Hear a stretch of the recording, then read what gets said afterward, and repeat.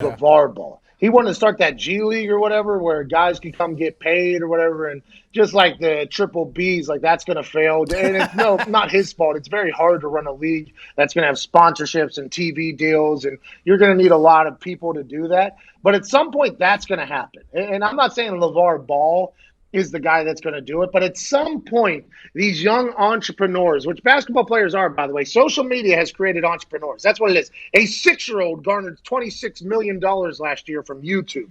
I mean, social media has generated an entire generation of entrepreneurs who know that they can make money, know that content is a real asset in this world that we're in right now. And it's only a matter of time before these basketball players, these young basketball players who dominate Instagram, dominate social media feeds with their incredible feats of athleticism. It's only a matter of time before they decide to come together and create a league of their own. I mean, it's only a matter of time. And I think every dumb decision that Mark Emmert makes pushes them closer to that.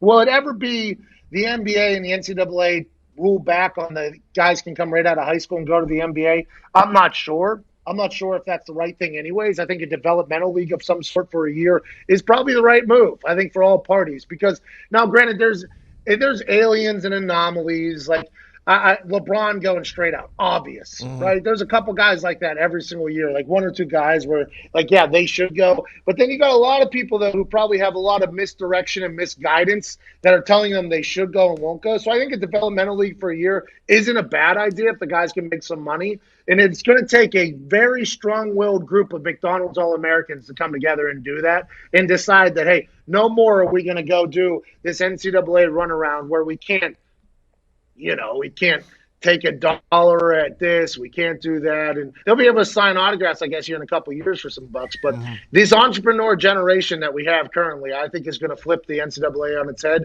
And it's already starting to happen. The NCAA is starting to feel the heat. Mark Emmert's finally admitting that there's a lack of trust with the NCAA. I mean, he's about 10 years too late. But just like I said with the NBA in the season, how the tide is turning on them, the tide has turned on the NCAA. They know it, and I think all the players know it too. And as soon as these young high school basketball players can realize that they have real value, real worth, and if they were to just go do games, I mean, I went to a game. What's that place called down there at Benedum? What's the arena in Pittsburgh? Oh boy, where AJ Palumbo? Yeah, I think there. I watched LeBron in that St. Vincent St. Mary's. Yeah, I watched St. Vincent St. Mary's against the Pennsylvania All-Stars. The entire state of Pennsylvania played against just LeBron's high school, which is now his business team. I watched that place was sold out. That arena was sold out.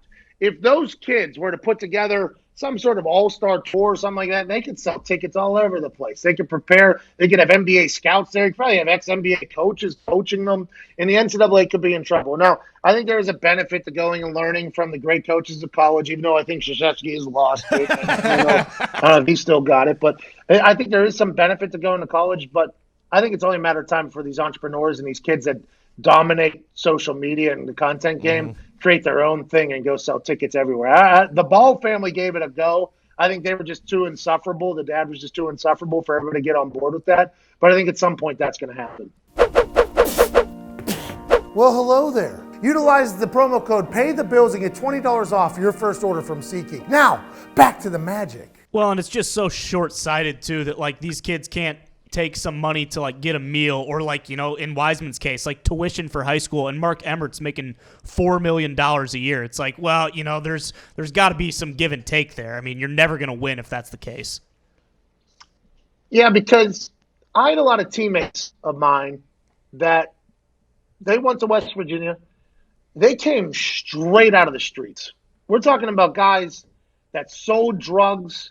We're talking about guys that come from parts of neighborhoods that you only hear about in documentaries and movies if you don't live there, where gangs run everything. And these guys' only hope were sports. And their family couldn't provide them with damn near anything. And then they get to school and you get a scholarship check, but that scholarship check is only for your housing and your food, right? So these guys, if they want to do anything with their life, they really can't, because they can't ask for money from anybody unless they're asking money from the wrong people, right? If it's drug dealers back at home or whatever it is, because their families don't have any money. If they were to get money from boosters, like Reggie Bush got, for instance, I'm not saying Reggie Bush is from the neighborhood. I don't know his background.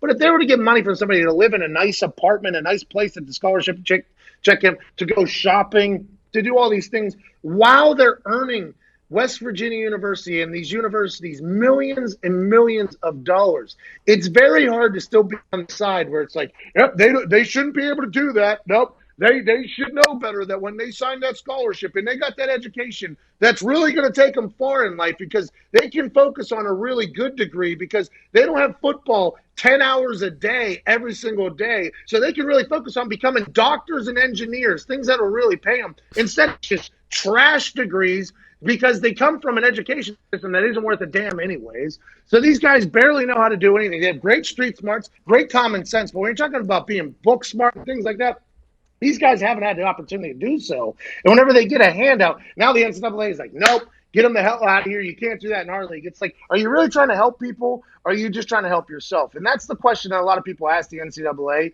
And I think it's very easy to see how people think that if you're outside looking in. But for me, in my experience, and the guys that I got to befriend and play football with and see where they come from and meet their families and see what they've gone back to because they didn't make it to the NFL, it's something where I just find it very hard to still be on the side where you think that they shouldn't be able to get a little bit of assistance.